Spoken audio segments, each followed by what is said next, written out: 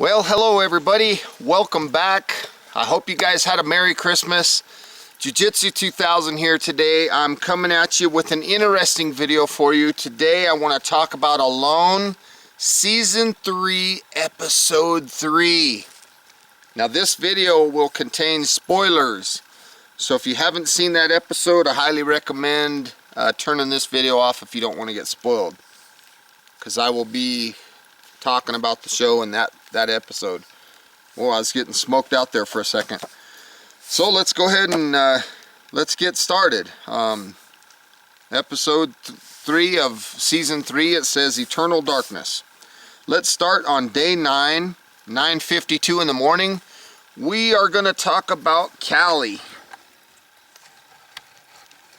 Is that any better of an angle? I know I'm a little crooked, sorry. So day 9, 8 people left. The first thing I want to say though is in the last episode we lost Zach. So I did a video talking about my top 4 people. I didn't put them in any order. I just put 4 people in there that I think is going to make it pretty far. And now that Zach is gone, he was one of those 4. I need to insert another person into my top 4, and I'm going to insert Fowler into the top 4. Okay, so let's start. Callie, 9:52 in the morning, day 9. She has a nice fire pit.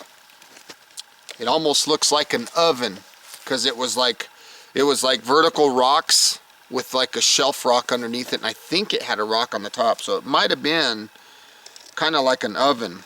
And then there's an annotation on the screen that says each participant was provided with a basic first aid kit that includes rubber gloves. And then it shows her wearing a blue glove on her hand, and she was holding the pot lid and drinking some boiled water. She was talking about how water tastes like she's been cooking fish. Of course, you know, she's been using that pot to cook her fish, and of course she's using that same pot to boil the water. So therefore, yes, I could understand where she's coming from about the water probably tastes like fish. She decides she's going to make a new permanent shelter. Very smart. Very smart. And something like a cabin. And it looks nice. The structure that she chose, it looks cool. Then there's another annotation that comes on the screen. It says winter temperatures can drop to 11 degrees Fahrenheit. That is cold, folks. So she's using bamboo leaves and short shoots of bamboo for insulation, a debris type shelter. And she's putting a lot of debris on it for insulator. I think that's smart. She's not going to move in until it's completely done, she says. So why not build, my question was, why not build the shelter on arrival? That's what I was thinking. Because I believe that that this game that they call Alone, this survival game, I think it's a game of calories. And if you're gonna burn calories in the beginning to build your shelter, I understand that, and I totally think that's the way to do it. But now she's, I think, burning calories again, you know, where I don't know, maybe not. But that was a thought that crossed my mind. So let's move forward. Day 9, 1:58 in the afternoon. We're going to talk about Britt. There's still 8 people left. He's happy to talk about his son dancing at a wedding. And no matter what song was being played, that his son was dancing the same way. And it was kind of funny because Britt did this little dance. It's a brisk day. He said that it's sliding into winter. He says food is going to start getting scarce. No doubt about it. And then he caught his first fish, a nice 14-inch rainbow trout. He's going to cut it up and chum the water. I thought that was smart.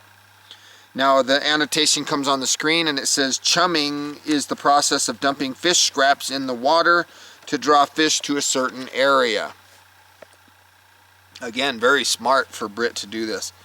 He's going to put the heart on the hook to sweeten the dill. He's holding the fish heart in his hand and it's beating. And then there's an annotation that comes on the screen that says the heart doesn't need the brain to function and can continue to beat even after being removed from the fish. he put out several more fishing lines around his cove, and he caught another fish. It's a beautiful fish. And then there's another annotation on the screen. It says this is a rainbow trout, which is rich in vitamins D and B12.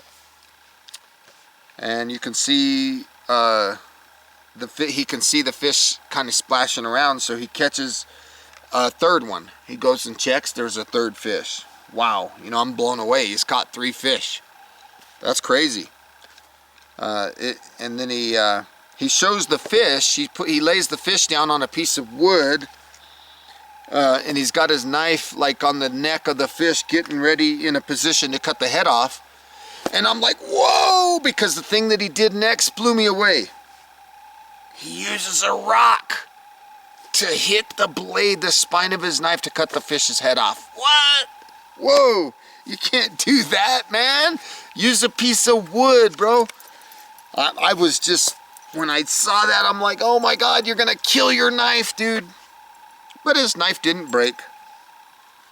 I just thought he could have, I wouldn't have used a rock. He could have used a piece of wood, I thought.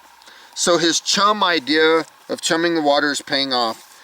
And he says that if he keeps catching fish and he can't eat them all, then he'll need to find a way to preserve them. I thought that was very smart. Which, that's kind of something that I think I would be doing too. I think I'd be trying to find ways of preserving the fish. The other option that comes to my mind is to fish as needed. You know, so let's move forward. I'm not sure how effective that would be though, about fishing as needed. I'm just reading my notes here. So let's move forward. Day 9, about 9 o'clock in the evening. We're talking about Megan. We still have 8 people left. She's talking about using smoke from the fire to mask scent. Getting ready for bed, she said. And then about 11:47, she hears leaves crumbling. Right? There's a light rain outside, and she's got her headlamp on, and she looks nervous. She's got this look on her face like of nervousness. That's my interpretation anyway. She says there's definitely something out there. She yells a few times, "Hey! Hey!"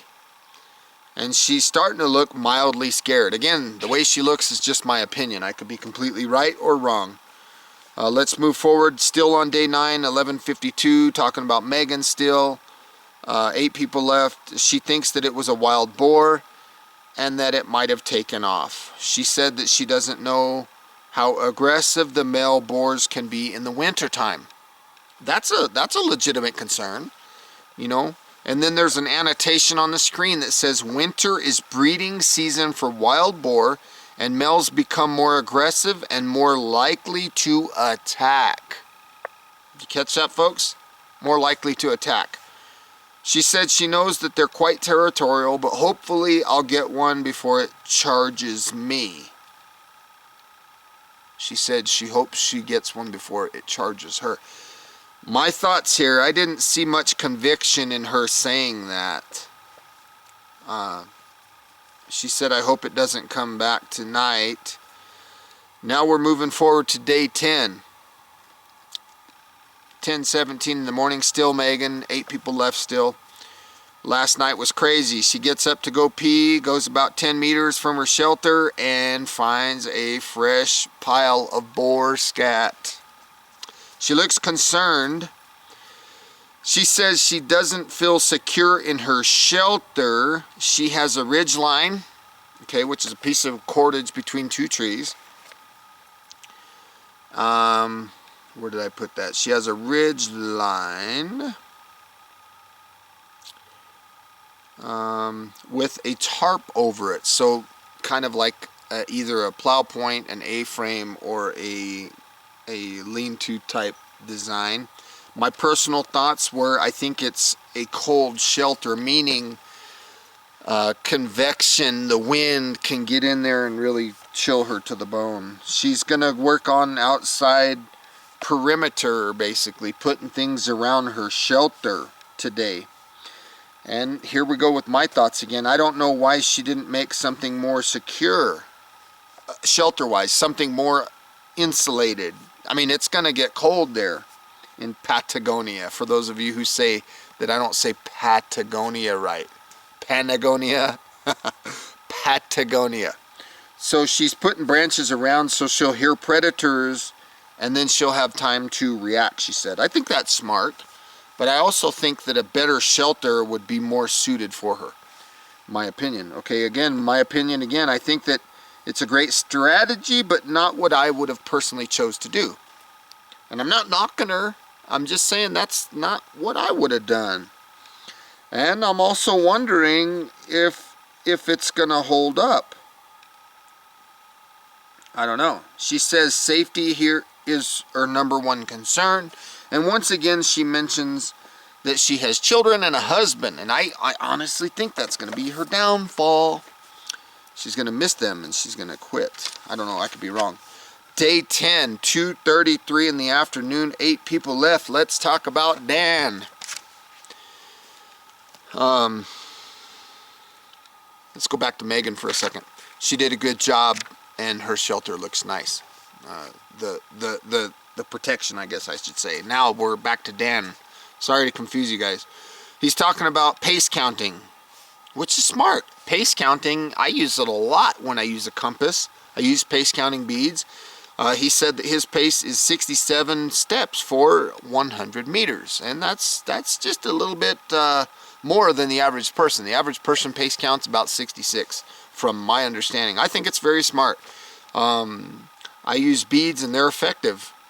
Now there's an annotation that comes on the screen and it says a person Dan's size will burn about 8 calories for every 100 steps that they take. And then he mentions that he's the laziest survival person in the world. He talks about people making extra stuff and going above and beyond survival. Even from other seasons, I'm quoting him now, he says, even from the other seasons, I think people making sinks and a nightstand with a drawer, come on, man. You know that's what knocks them people out, unquote. And then he says he just wants to win so bad. Hopefully on day 52, my wife Brooke, he said, will come tell him that he's done. Man, that's so far away, he said right now. And yeah, Brooke was his wife. He lost his job and he had an opportunity to be on alone. That's why he's out there. So he's using an axe to cut large diameter trees down. And this tree's like 12, like almost like this guy behind me. This tree that he's cutting down is big. And I'm thinking, dang, bro. Talk about burning some calories. My thoughts personally, why is he cutting down such a big tree? Is he making a shelter, a boat, firewood? What's he making? In either case, no matter what he's doing, he's burning a ton of calories by using an axe to cut such a large diameter tree down. Just my opinion. Day 10, 8:24 in the evening. 8 people left. We're talking about Britt. He went down to check his line. Bam! Rainbow trout up in this bitch. That was him. I quoting him. Another fish he's caught. Wow, he's lucky. So he's working on a way to keep fish refrigerated. He doesn't want to eat them all at once, or he can't. So there's an annotation that comes on the screen, and it says fish should be stored at close to 32 degrees to maintain their freshness. Excuse me. He's smart. I think he's smart. He has a nice depression, like a dip, and there's cold water in there flowing in. He's going to put fish in it and keep them cold. Very smart. Very smart, I think. He puts 2 fish in there, and then he puts a bunch of sticks on top of it. And my thoughts were, dude, those fish could attract predators, and the predators are going to easily rip those sticks off and get those fish. In my opinion, why not pile some rocks on top of those sticks? I mean, really bury them in there so that they're difficult to get out.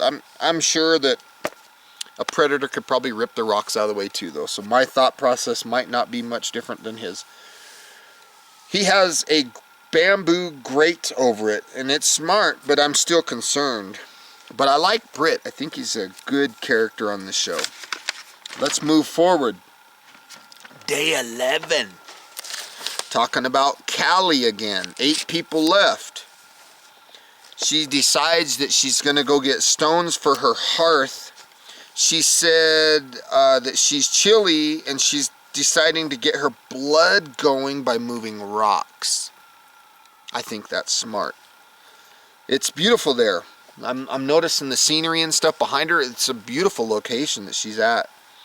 Looks like she's by a river or something, because it looked like, from my point of view, that there was water maybe flowing, like some kind of a river.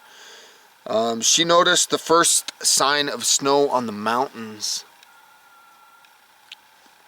It's starting to get cold.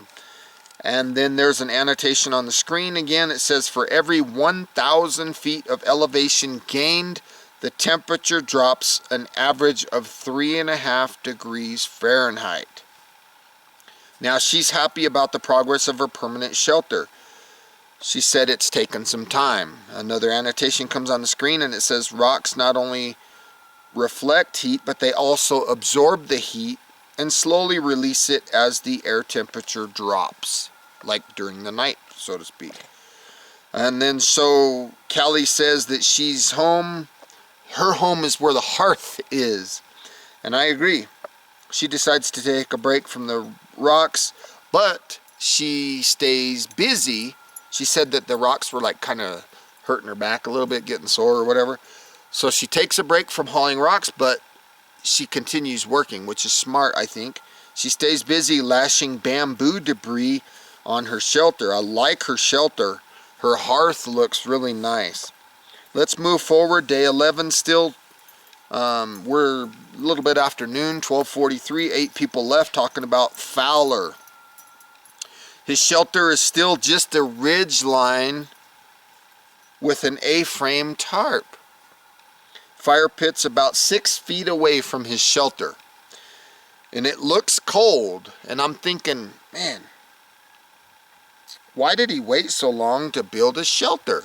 You know, he's finally deciding that he's going to get up and going to go work on a trail and make another shelter. And he says winter's coming. And again, I'm wondering why he's waited so long to build a shelter. It's day 11. He's decided to make a wattle fence for his trail. And I'm looking at the annotation on the screen, and it says wattle fencing is a style of woven fencing that has been used since the Neolithic times.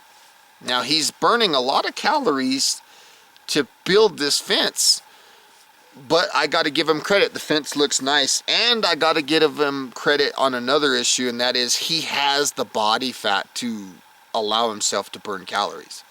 So he's not like some skinny dude building a, so Fowler can afford this job. Let's move forward. Day 11, still 8 people left, 2:57 in the afternoon. Carly. Her shelter is nice. Looks warm. She has a woven design, and she's got a pitched roof. It looks secure. Then there's an annotation on the screen that says leaves and debris prevent heat from escaping a shelter. And I agree 100%, because heat will radiate up and it'll bounce off, and it'll keep recycling that heat inside of your shelter. I think it's smart. She said that a debris roof will give her shelter more of a shingling effort for rain to catch on. She's thinking about her family and loved ones, wishing she could invite someone over to her house. They'd see how awesome it is. Her walls are strong enough to climb on, and it shows her climbing up on her shelter. Now I'm going to share my opinion. She has the best shelter so far. But then the roof caves in. I'm like, oh my gosh. Here I'm looking at this shelter thinking, yep, she's got the best one of all of them. And then boom, the roof caves in. My thoughts, not enough ceiling joists or whatever you want to call it, rafters, not enough support there. Man, let's move forward. 5:13, we're still talking about Carla. We are on day, there's still 8 people left, day 11, sorry. I'm frustrated for her. I feel for her. She's very disappointed. Lots of work that she's put, and she's at a low spot right now. Energy's drained. She's hoping that it doesn't last too long. She's missing Tyler, which is her boyfriend, and her family and her friends. She feels sad. She's very emotional, and I honestly feel for her because she's one of my top 4 picks to win the show. I think she's got that toughness, but I feel for her. I really do. Let's move forward. Day 12. Day 12, 10:48 in the morning. We're talking about Dan. 8 people left. He's drinking warm water. He said coffee would be nice, and I agree, coffee would be cool. He's starting to get hungry. He's having thoughts of placing food orders, and he's talking very specifically about what types of foods and stuff he'd be ordering. He says he can't wait till that day again. He's going to go check his fishing lines. He has a fish tangled on his line. Okay? So he says he's a big guy, and big guys usually are the ones to tap first because they require more calories. He's 100% right about that. I agree completely. Then there's an annotation on the screen. It says the average man burns about 2,200 calories a day. And he's getting hungrier. He's getting hungry. Starvation is starting to set in with him, and he's starting to feel pain, hunger pains. He believes he's consumed less than 3,000 calories in the last 5 days. Think about that. Less than 3,000 calories in the last 5 days. That's gotta be tough. Whew. Man, fish is still tangled, so he decides he's gonna just go in the water and get the fish. Now, man, this dude's got some cojones. Because that water looked cold. But I guess, you know, if you're hungry enough, you'll do what you need to do, right? So he decides to jump in the water. And he's going to go get the fish. And there's an annotation on the screen, and it says the current water temperature is 54 degrees Fahrenheit. That's cold. He even goes underwater. He has like a GoPro with a head mount, and he goes underwater. He gets the fish. He pops up. And yeah, he has the fish. Now, my thoughts were, why didn't he build a fire next to the shore first before going in, so that when he gets out he can warm back up to prevent hypothermia? That's what my thoughts were. That would have been nice. Let's move forward. 12:38, day 12. We're still talking about Dan. 8 people left. He said that he wants to get in and out of the water. In and out. Doesn't want to be in there too long. He doesn't want to be in there longer than he needs to. He gets the fish, and the GoPro falls off of his head. And I can tell you, man, it's hard to film some things. That's true. Very difficult. He said he's happy, but he went the last few days without food because it's made him realize... Okay, let me back up and say that one more time. He said he's happy that he went the last few days without food. He's happy about that because it's made him realize that he can do it. He said he wants to win so bad it almost makes him sick. This dude wants it. And then he says, and I'm quoting him, he says, there's 9 people between me and $500,000. So I'm going to stay here with every ounce of energy and stamina that I have. Every last bit of mental endurance that I have, and I'm not going to just give up. I just can't quit and leave here. Man, he's starting to show signs of mental toughness, man. He says, if he quits, that will haunt me the rest of my life. Now, let's not forget, folks, he lost his job prior to going to Patagonia. For those of you who like to say that I'm not saying it right. He lost his job, so for him, this is like his job right now. Let's move forward. We're still on day 12, 16:45, so we're 4:45 in the afternoon, talking about Callie. 8 people left. She's dancing and she's twerking, and I'm laughing my butt off. Her shelter looks nice. It looks very clean, very organized. She made hangers to hang her clothes. She built shelf and raised bed. And it reminds me of kind of a greenhouse. One of her items was a tarp, and I think it's either white or clear. I think it's more of a white, but it kind of reminds me of a greenhouse. So my thoughts are there's going to be some good solar heating going on in her shelter. And she decides she's going to move into the shelter tonight. She said it's been a lot of hard work, and she's proud. And she's taking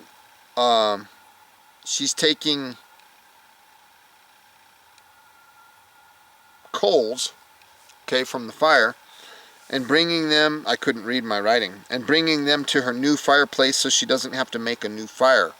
That's smart. So she's transferring the fire. She said she's so grateful for life, grateful for a warm fire, a cozy cabin, and said it feels good to be warm inside a home. She's so happy, says home means everything to her. She is a homesteader. Having a permanent space like this is everything to her. That's awesome. Let's move forward. Day 13. Talking about Fowler. 8 people left, 10 o'clock in the morning. 47 degrees outside. He said that he's tired. He needs food. He's going to go check his fishing lines.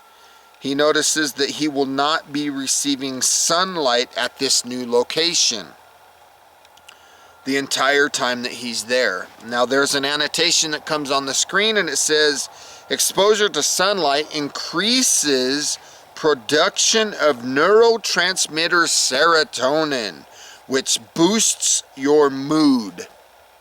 And I can agree with that 100%. When I was in Bremerton, Washington in the military, it was cloudy and overcast all the time, and it does make your mood go down. So yeah, he said that it bums him out. It's like seeing a pepperoni pizza on the other side of a crevice,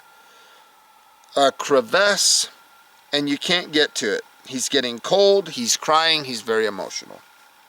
Moving forward, still day 13, 12:38. We're still talking about Fowler. 8 people left. He goes on a hike to catch some sunlight. He goes like to the top. He catches some sunlight, and he's happy. He said he hasn't had this in days.